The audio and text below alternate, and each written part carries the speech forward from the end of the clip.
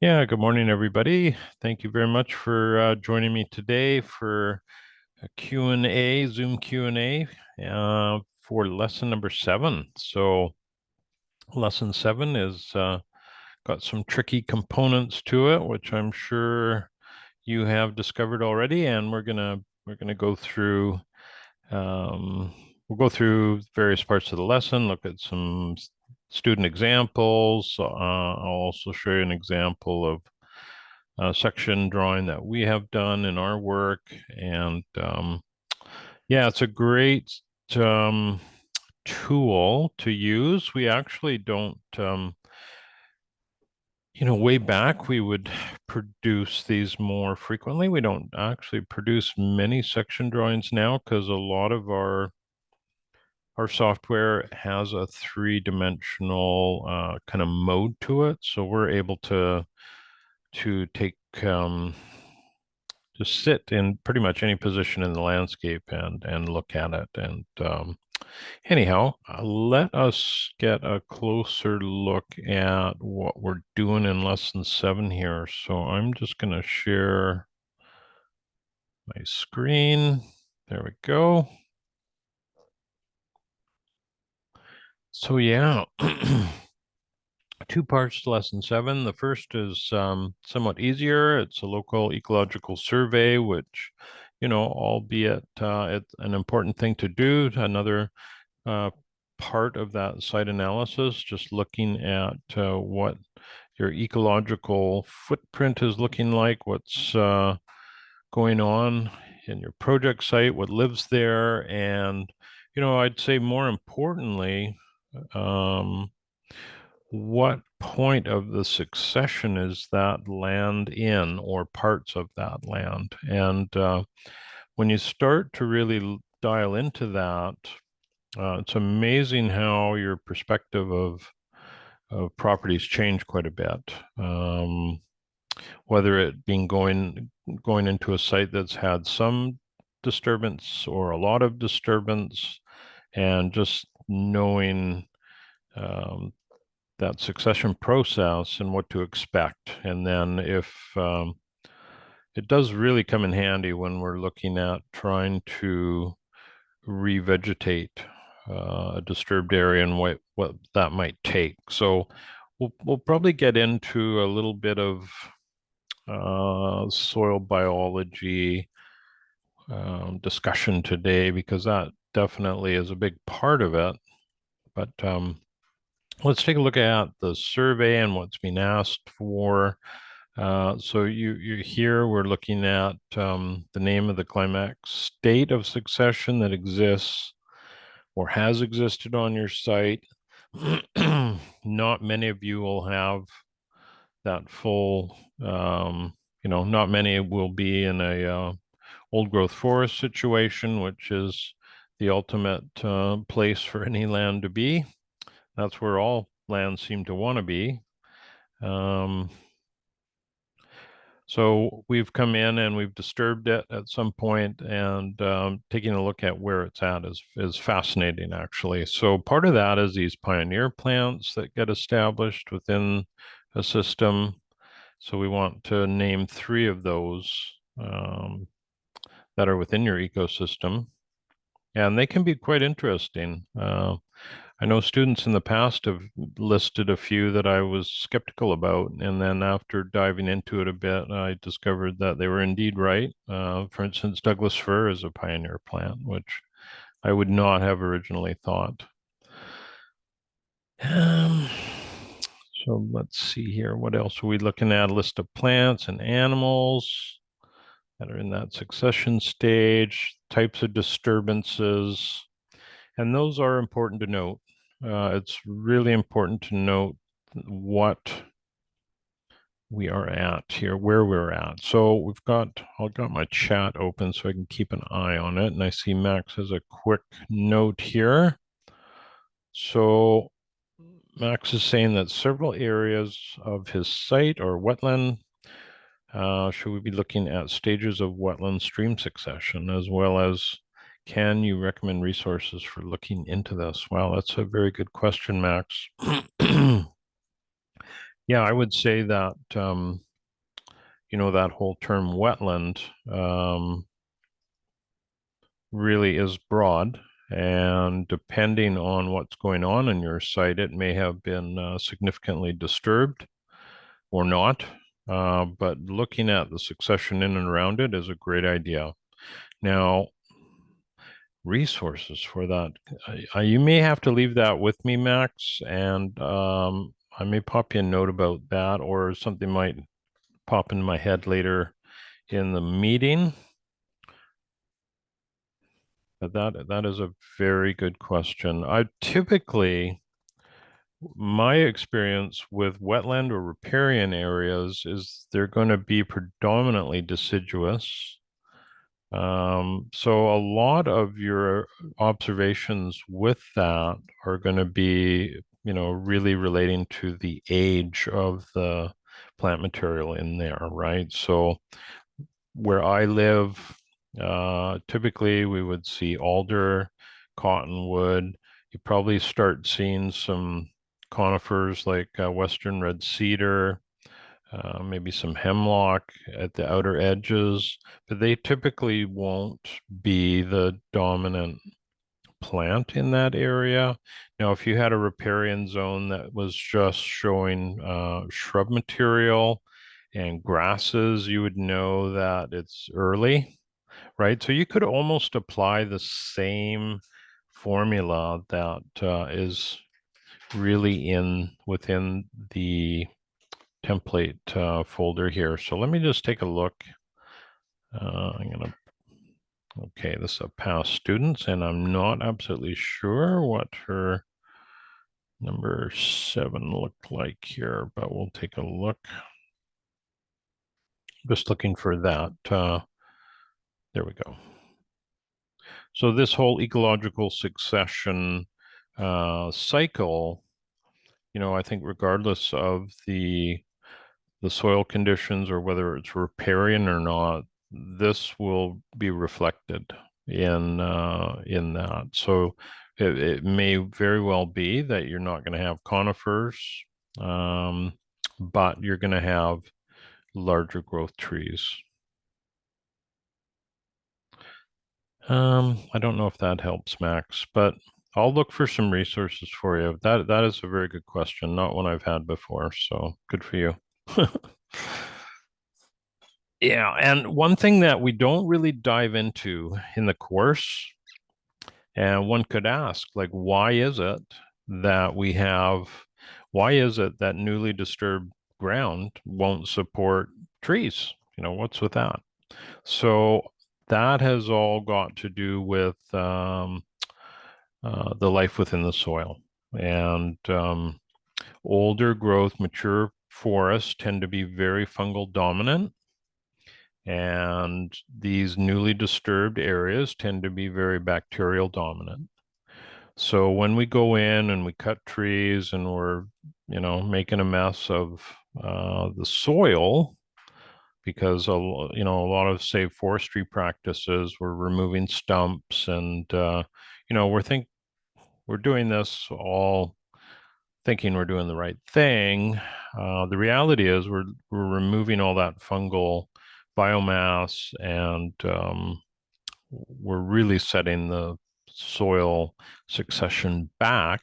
And that's primarily why we get, and you can see it on a newly cleared lot, a building lot, where we'll have trees removed, stumps removed, and then you get a regrowth.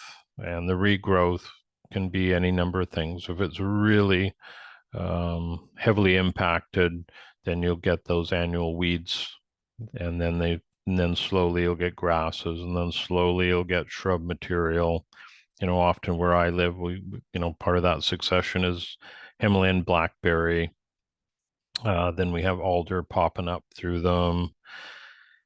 So that is one piece of the puzzle that we don't really dive into with the course, but that is definitely related to this. So it's a good thing to keep in the back of your head, because if you were to go in and clear an area and then want to try and establish new trees, You got to think about what they need in terms of soil, not just type of soil, but what they need to have living within that soil, because that soil life is what is cycling the nutrients that they require. So it's a pretty complex,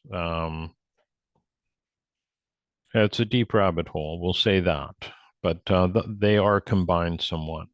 Um, okay, Gabrielle has a question. She has Douglas fir as one of main climax species. Is that not correct? No, I would say that definitely is. I live in an area, the coastal Douglas fir forest as well. I just made that note about Douglas fir can be an early successor or pioneer plant. It's and it wouldn't be as early as some of these other things like, say, Himalayan blackberry. We'll say that. Um, where I live, we've been here 27 years, and when we arrived, we had probably 2/3 of our property had been cleared and had a pasture on it. And we noticed we had some invasives wanting to establish, and we noticed that next to a wooded area, we started getting Douglas fir coming up.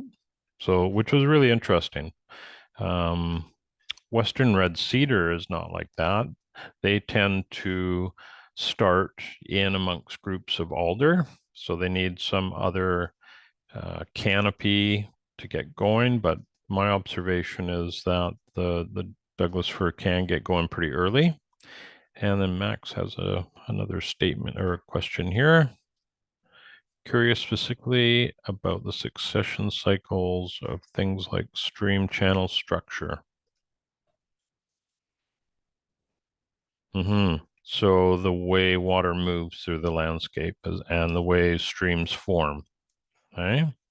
Yeah, and the patterns they develop. All right. Well, I'm going to have to do a little bit of work to find you some resources on that. So I'll make a note of that one.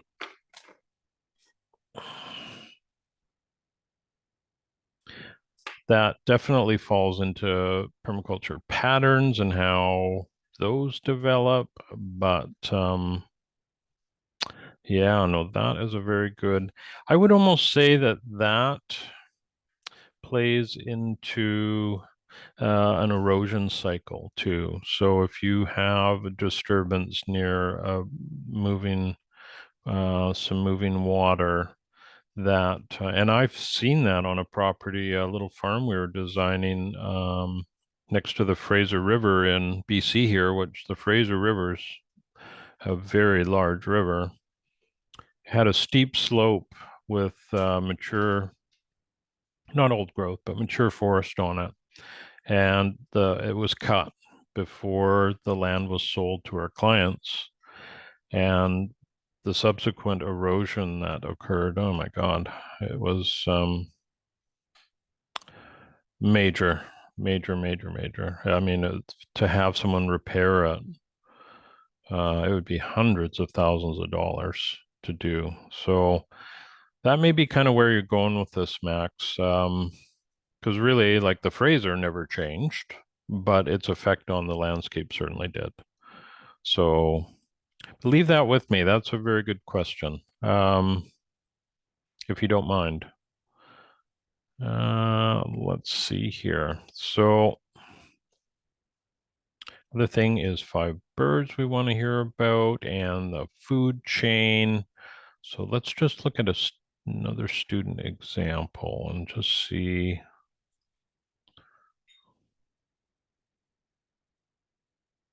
What's going on with that? All right. Now this may differ slightly to your template file, but it won't be remarkably different. So here's local food chain, and then some bird species. And it's actually quite amazing to see some of the birds that people will post right down into California that frequent our area. So it's quite amazing to see. This is a nice image of the succession. And of course, again, this is all tied into what's going on below ground. So there you go. There's Douglas fir listed as a pioneer species. I would say alder would traditionally be quicker. And then these shrubs, I can definitely confirm that those as well are a pioneer plant on our property here,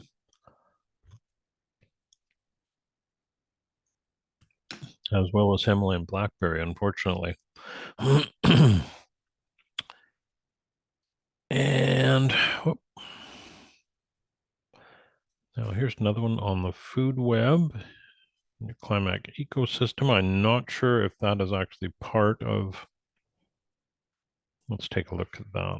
So the birds, the food chain. Yeah, I don't think this is a slide that is currently part of your package. Pioneer plants, they were listed earlier.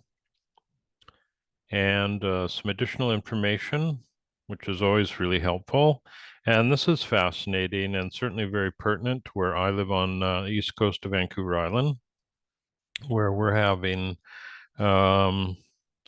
well, we're having challenges with our western red cedar, and our climate's drying a bit. It's some of the heat is posing some issues with their, well, and I'm sure we are not having helping with our disturbance of their their ecological system, but we're losing western red cedar basically where I'm at. But this is a very interesting map just showing that the Douglas fir and hemlock can occupy the top of some hills, and how that changes a little bit as we go downhill. Now, I have not noticed hemlock near the top of um, mountains or hills. I see them as more moisture loving, and they're typically down closer to the valleys, but that's just where I live. This student lived up in Comox Courtney, which is probably an hour and a half north from where I am.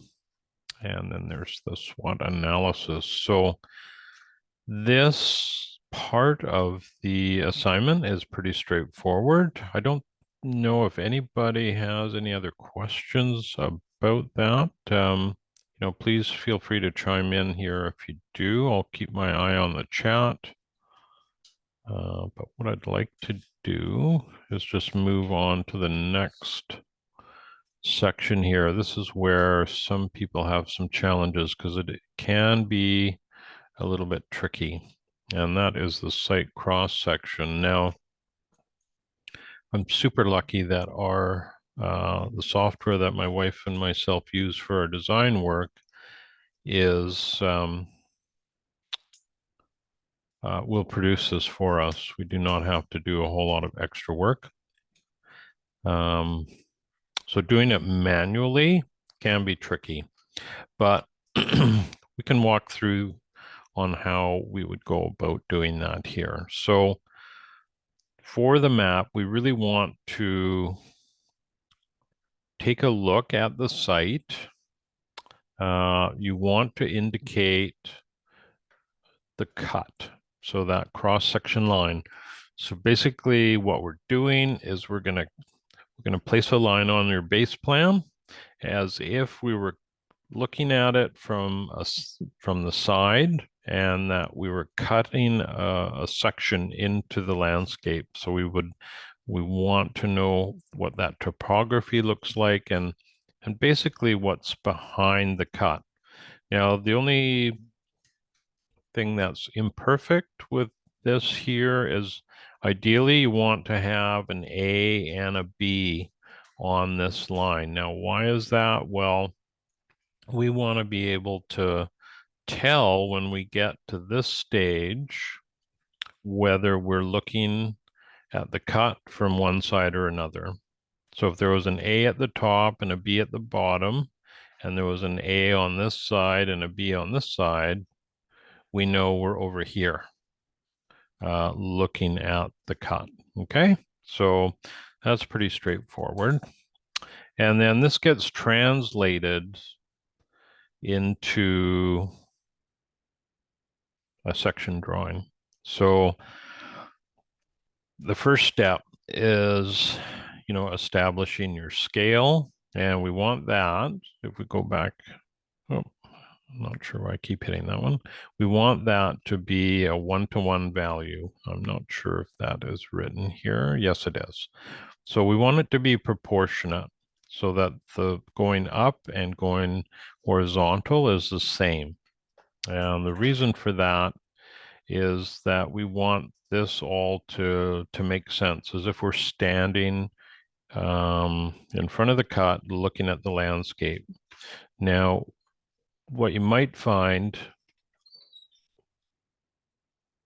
is if you were to do a very large section, let's say you're on 100 acres and your section line covers the whole property, you may find that your trees are just little dots on the landscape, right? So keep that in mind. You don't want to do a section that's so large that you lose the sense of the landscape itself.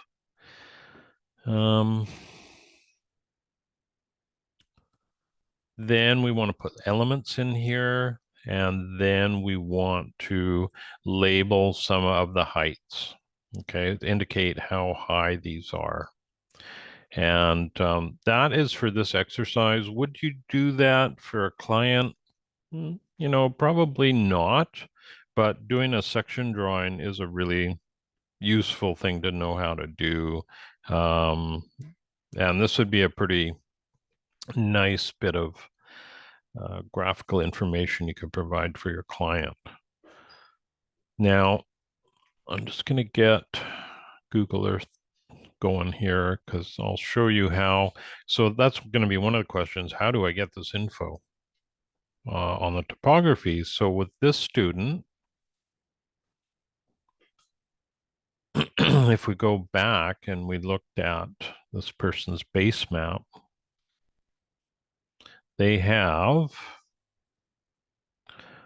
topographic info. So if they're drawing a line here, and that line is the equivalent, sorry, I just got to jump back and forth. If that line is the equivalent of this, then it's fairly easy to figure out where we'd be changing grade. Now, the other way of doing it is using Google Earth here, and while it's useful for our class, I wouldn't necessarily be doing this for a client using Google Earth because it's just just not accurate enough. So I'm just going to share Google Earth and show you what you could do here. Oh,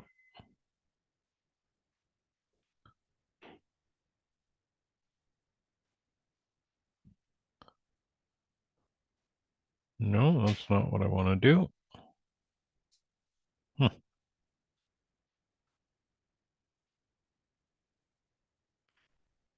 There we go. All right. So let us say we are wanting to look at this site here, and I will go directly overhead. That's an important aspect. Actually, what I better do, I'm just going to share my whole screen because I don't think you're going to see all the steps here otherwise. All right. So if we want to do that, we want to make what's called a path. I'm just trying to figure out which one is the path. There we go. So it's this button here, and I will bring that dialog box over here. And let us say we want to, oops, I'm making a mess of this. I'm going to just delete it and we will start over.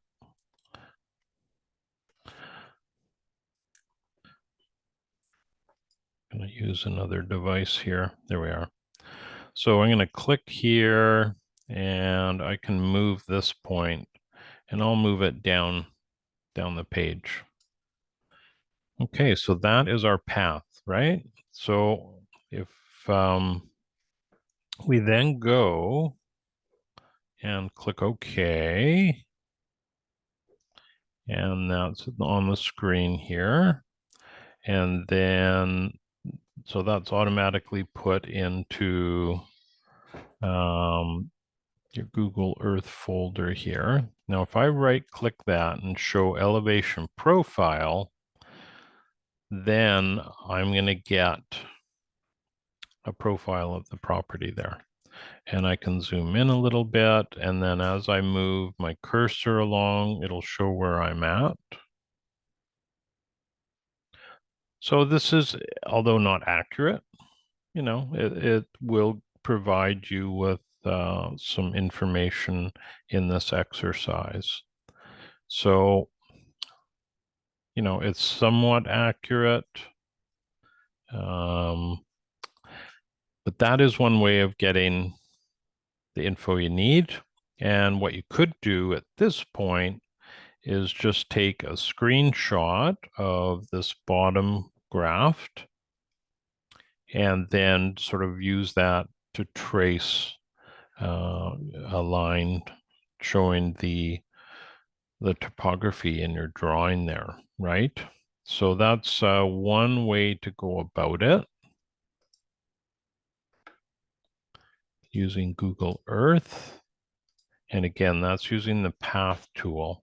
And you have to draw the line, press OK, and then go and right click and get a different context menu come up to show the profile.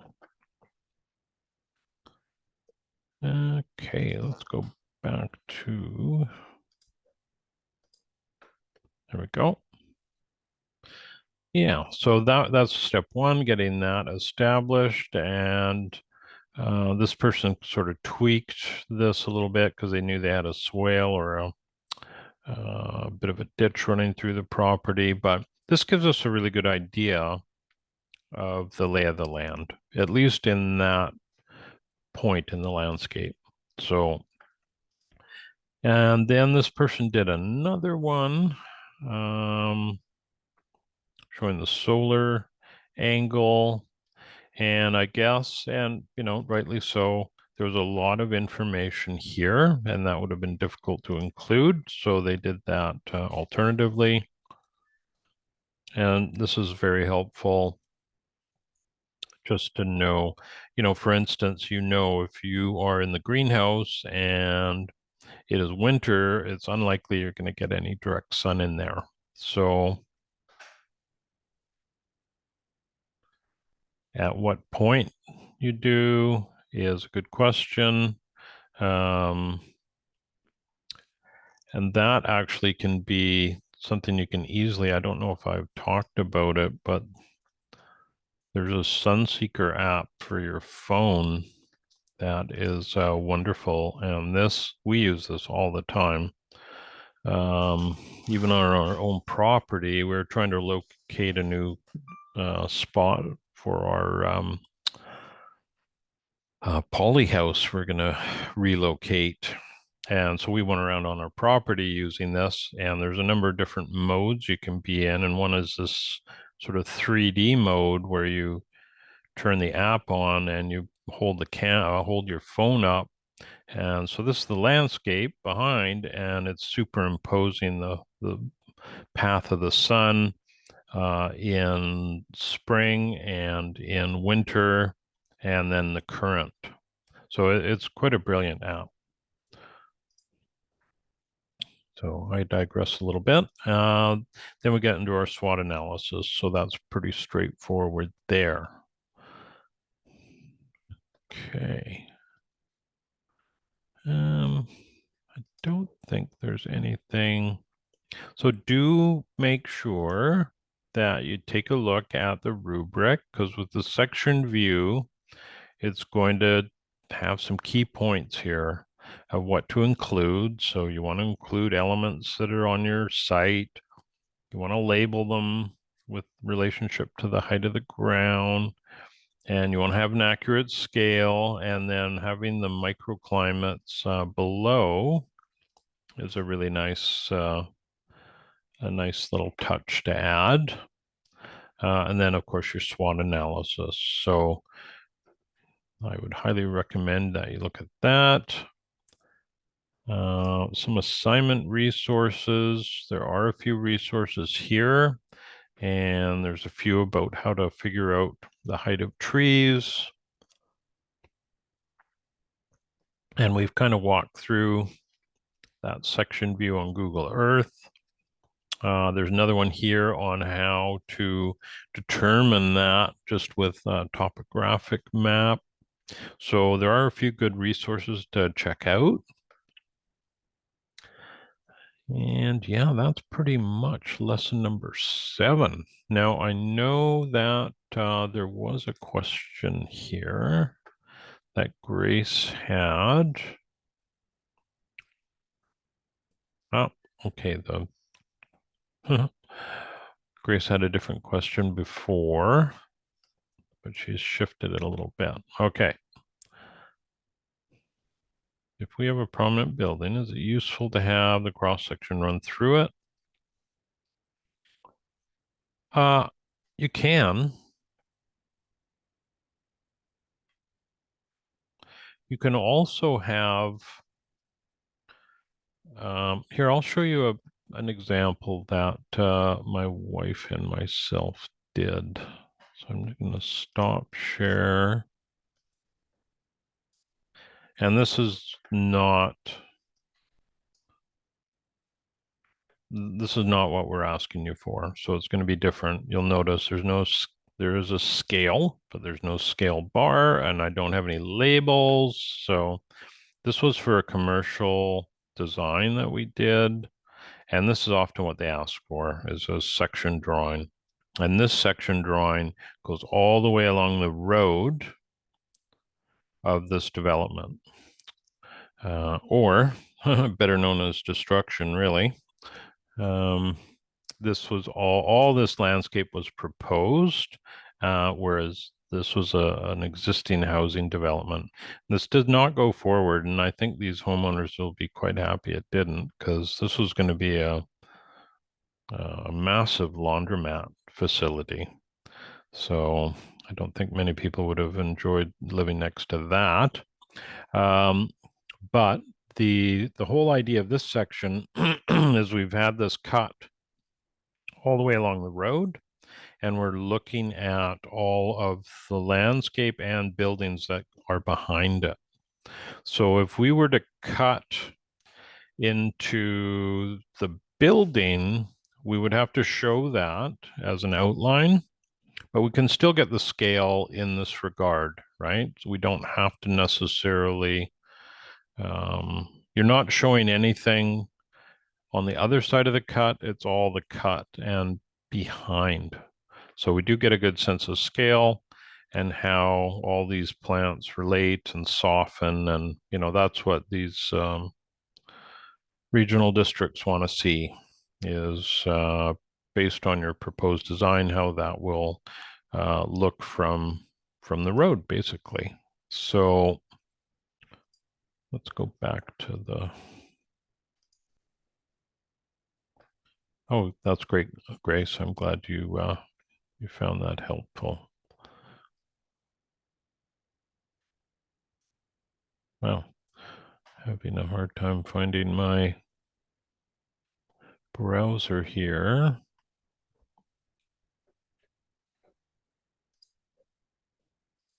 There we go.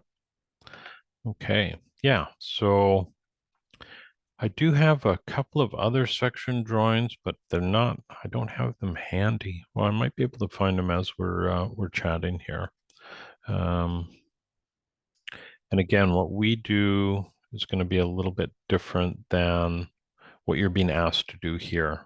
So that's probably one of the things you're going to find as the course, when the course completes, and if you are moving forward with some design work on yourself, by yourself, or with others, um, you may find that you continue to do certain things that you did in the class here, but you start to modify others. And, honestly, with what I do and with what my wife does, I would say almost every design is a little bit different. Well, here's one I can show you. And the reason for that is every site is completely different. And, we're trying to visualize different aspects. So let me just show you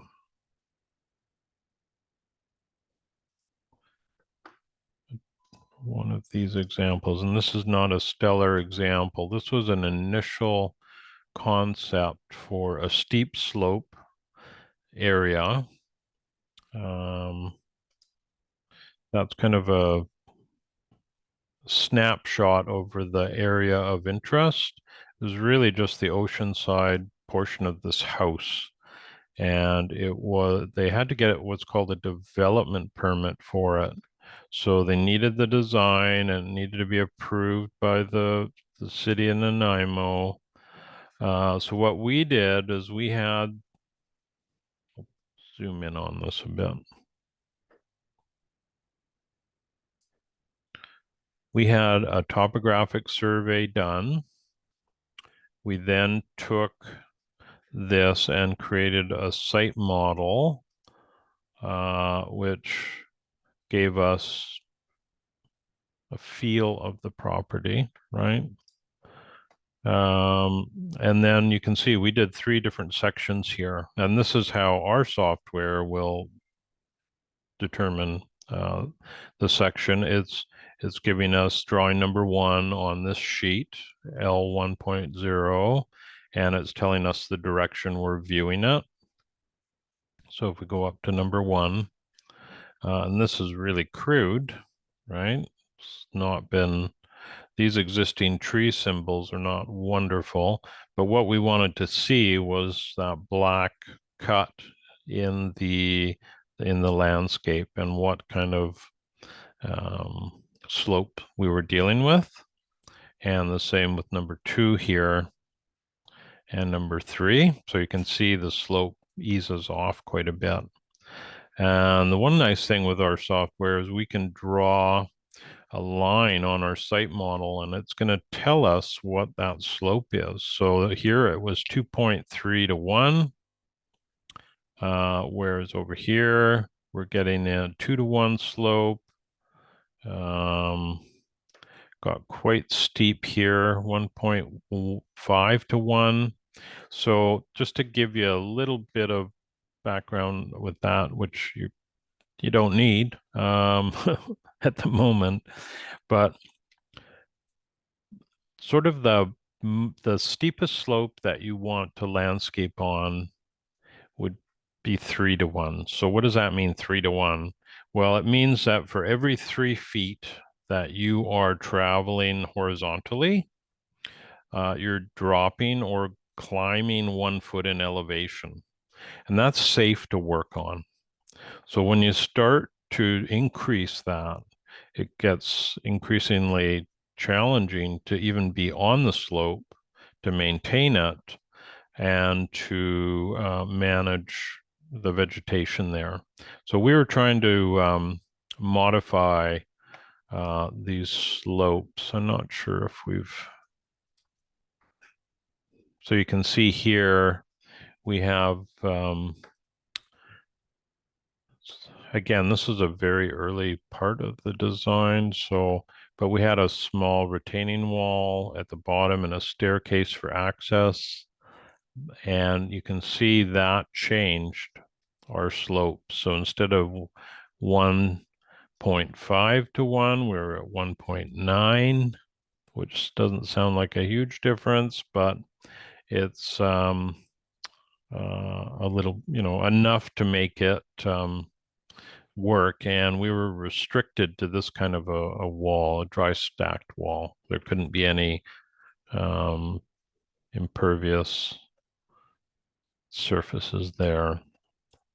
And this is part of what our software generated, which was slope analysis. And it's okay. It doesn't do a wonderful job, but it does show us, well, the colors represent different degrees of slope. QGIS does a much better job at this, which is now what we traditionally would use. So I'm trying to think if there's another section drawing I can get to here that might be helpful for you. Hmm.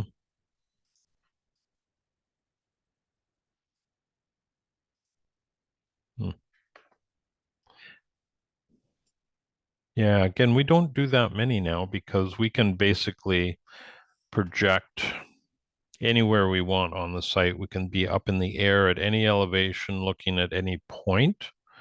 So the section drawing is all about visualization, and we just go about it a little bit differently. Yeah, so I don't know if anybody has any questions. Doesn't look like in the chat. Is there anything that anybody would like to chat about relating to lesson 7 or anything else? Quite happy to talk about anything landscape related. I can look for some more examples here as well. I'm going to give you the full value of an hour.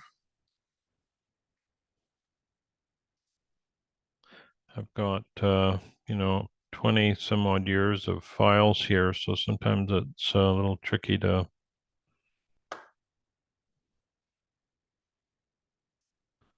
just trying to figure out what a good, the whole premise of the section drawing is super helpful in certain locations. Aha, so we got a question here from Sabrina. Are trees that volunteer on the property the same as pioneer? They certainly can be. That's actually a really good question, and it is often the case because it is self-perpetuating, and I would I wouldn't say that would be completely yes, but it would be a little bit dependent on where it is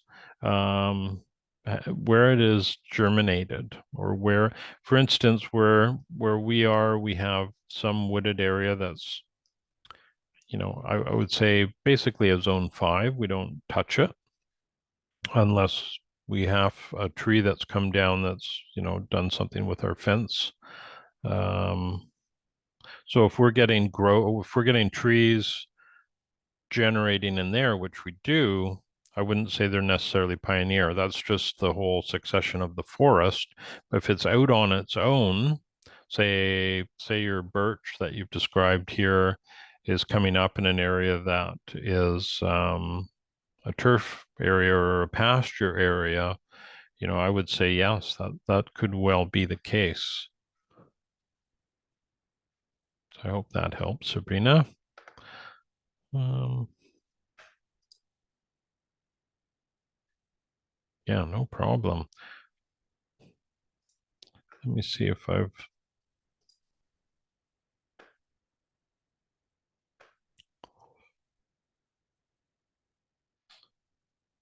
don't think I've got, nothing jumps out at me here as terms of section drawings that I can.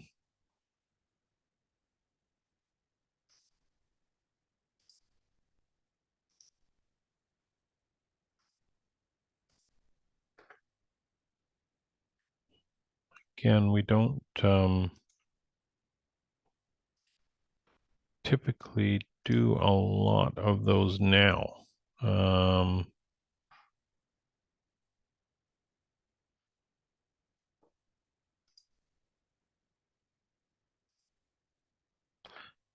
Here I can show you more of what's typical for us. And again, it's software driven. So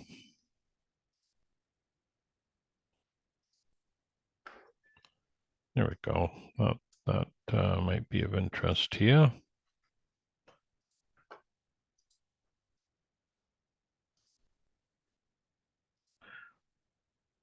So this is one sheet off of a project we did where we had a topographic survey done, had that done. We turned that into what we call a site model. And we did indeed do, this isn't really a formal section, but you could almost say it is, because we had designed, let me get my pointer tool going here. We had designed, there was an old existing railway tie retaining wall on this property that was full of carpenter ants and had seen better days. So that got torn out. So this was our proposed retaining wall. While alum block isn't my favorite material, in this case, it made a lot of sense from a cost perspective. And that's actually a fascinating wall system because it's really a mechanically stabilized wall. So it's the soil behind the wall that gets stabilized, and the alum block isn't taking the full load. So it's a very interesting setup. Anyways, we had designed this curved wall with stairs, and we wanted to show that. So we flipped that on edge here, just to show how that might look if we're standing. So you could say that's a section of sorts. And, we have the elevation here. So we didn't want to exceed 3'10", because in the city of Nanaimo, that's sort of the top elevation before we have to get it engineered. Which we have gone down that road before. We just don't really want to do it if we don't have to. And then here we have sort of a phase one. This project was, we've done 3 phases on this job, and 2 of the phases were in the rear of the property, and the 1 phase was in the front. And there's just this little phase left over here, and not sure when we're going to do that. But this is really all about hardscape. So we're showing the wall, we're showing how the wall is made. And that's really just taking a screenshot off of the Allen Block website. And then we're showing a detail here on how we want the stairs to be made and how the pavers are made, which is hard to see here. But if you are putting a drawing together for somebody else to install, you want to try and get these details as close as you can get them. There's also what we call stakes that we've placed here. So these represent elevations in the landscape. These are proposed, and it gives us an idea as we're moving through the landscape what elevations these are and the direction of the flow and where we might have some catch basins.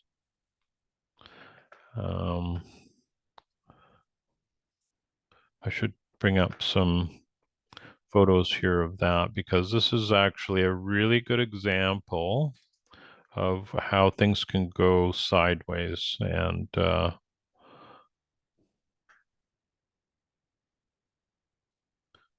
Let me just get. So whenever you do retaining walls, there's an inherent risk, and we've always been really fortunate. So some of these photos are, this is sort of what was the end of phase one. Demoed the site, and the site used to look, I don't know if I have any, I do somewhere. I don't want to get too far into this, but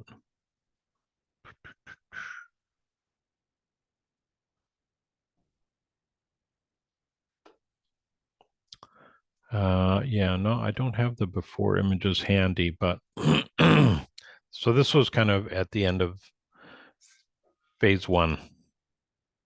And this wasn't even the end of phase one. This was after demo and the wall was put in. And then afterwards, the pavers would come in. Great people, very nice job. Got lots of images during the process. Now, we were on holidays. I'm hoping I have pictures on. Here we go. We're taking a Christmas break, and we got this call, help. We have all this water sitting here, and we came and took a look, and where we want to put garden, you can see what they're dealing with. All this water, and not what you want to see on a job site, and then water flowing. It was just, it just kept flowing. So we had to figure out what was going on here. And what happened was this installer that we'd worked with for 2 decades, he had one of his crew members rushed when they were doing the drainage behind the wall here, and made a mistake, so that the groundwater was not being picked up properly. So it was oozing through the wall rather than being picked up on a drain, and causing a lot of excitement. So that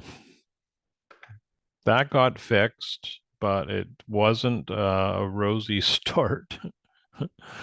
We were able to relieve the pressure that day, but it can just show you that when you have a slope property coming towards the house, which is not something you ideally want to see, if you're putting retaining here, you've got to be super mindful about the drainage. And this fellow usually is. And this has never happened before, and hopefully it'll never happen afterwards. But yeah, it was just somebody going way too fast and not watching what they were doing. So unfortunately, he had to rip apart this wall and redo the drainage and rebuild it. So very unfortunate for him. But yeah, that's something.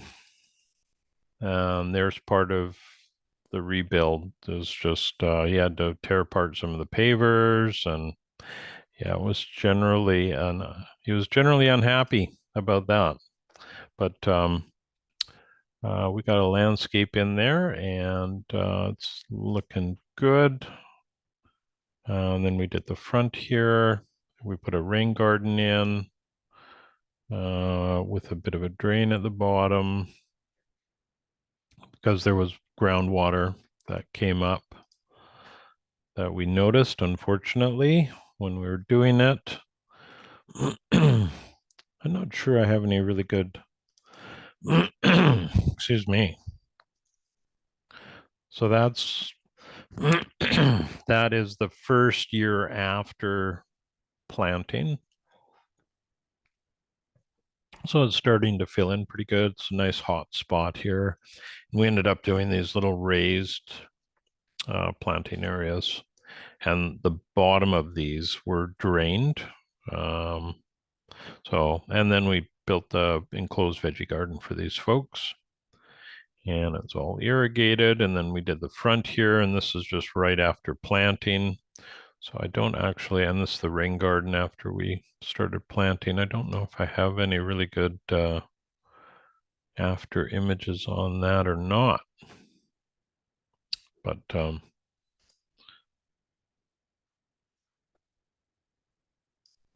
yeah, so we are getting near the end of our hour here. Does anybody want to touch on anything before we call it a day?